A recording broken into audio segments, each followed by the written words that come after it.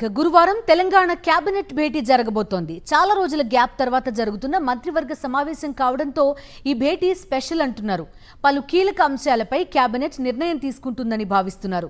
త్వరలోనే స్థానిక ఎన్నికలు జరపాలని ప్రభుత్వం ఇప్పటికే నిర్ణయించింది. అందుకే కేబినెట్లో ఎలాంటి తాయిలాలు ప్రకటిస్తారో అని ఆసక్తిగా ఎదురుచూస్తున్నారు. తెలంగాణ కేబినెట్ సమావేశం గురువారం మధ్యాహ్నం జరగనుంది.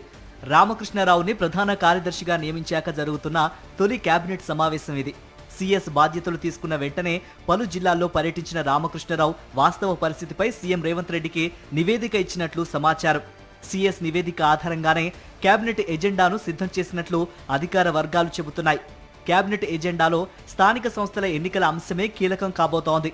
ఈ నెలాఖరులో నోటిఫికేషన్ ఇచ్చి జూలై మొదటి వారంలో పంచాయతీ, ఎంపీటీసీ, జెడ్పీటీసీ ఎన్నికలు పూర్తి చేయాలని ప్రభుత్వం భావిస్తోంది. ఇక కాళేశ్వరం నిర్మాణంలో జరిగిన అవకతవకలపై ఎన్డీఎస్ఏ, విజిలెన్స్ విభాగాలు ఇచ్చిన నివేదికలపై మంత్రిమండలిలో చర్చ జరగనుంది. కాళేశ్వరం కమిషన్ విచారణ జరుగుతున్న నేపథ్యంలో విజిలెన్స్ నివేదికపై ఇప్పుడే చర్యలు తీసుకోవాలా లేక కమిషన్ నివేదిక వచ్చే వరకు ఆగాలా అనేది కూడా కేబినెట్ నిర్ణయించనుంది. ఉద్యోగుల డీఏపై చర్చిస్తారు. ఉద్యోగుల సమస్యలపై ఆర్థిక అంశాలు కాకుండా ఇతర సమస్యల పరిష్కారానికి గ్రీన్ సిగ్నల్ ఇచ్చే అవకాశం కనిపిస్తోంది. ఏపీ ప్రభుత్వం నిర్మించబోతోన్న బనకచెర్ల ప్రాజెక్టుపై తెలంగాణ సర్కార్ ఇప్పటికే తన అభ్యంతరాన్ని తెలియజేసింది. దీనిపై కూడా రేవంత్ మంత్రివర్గ సమావేశంలో చర్చిస్తారు. రైతు భరోసాపై కేబినెట్ నిర్ణయం తీసుకునే అవకాశం ఉంది. రైతు భరోసా, రైతు బీమాకు కలిపి 12,000 కోట్ల వరకు అవసరం ఉంటుంది. ఈ మొత్తాన్ని ఎలా సమకూర్చుకోవాలో కేబినెట్ నిర్ణయిస్తుంది. ఇక రాజీవ్ యువ వికాసం పథకం అమలుకు అసలైన లబ్ధిదారులను గుర్తించడానికి విధి విధానాలను, అమలు విధానాన్ని నిర్ణయించనుంది.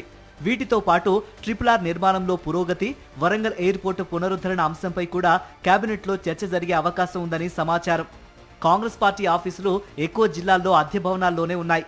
సొంత భవనాల కోసం స్థలాల కేటాయింపు జరిగే అవకాశం ఉందని పార్టీ నేతలు చెబుతున్నారు. వచ్చే నెలలోనే స్థానిక ఎన్నికలు జరగనున్నందున గురువారం జరగబోయే కేబినెట్లో జనరంజక నిర్ణయాలే ఉండొచ్చని భావిస్తున్నారు.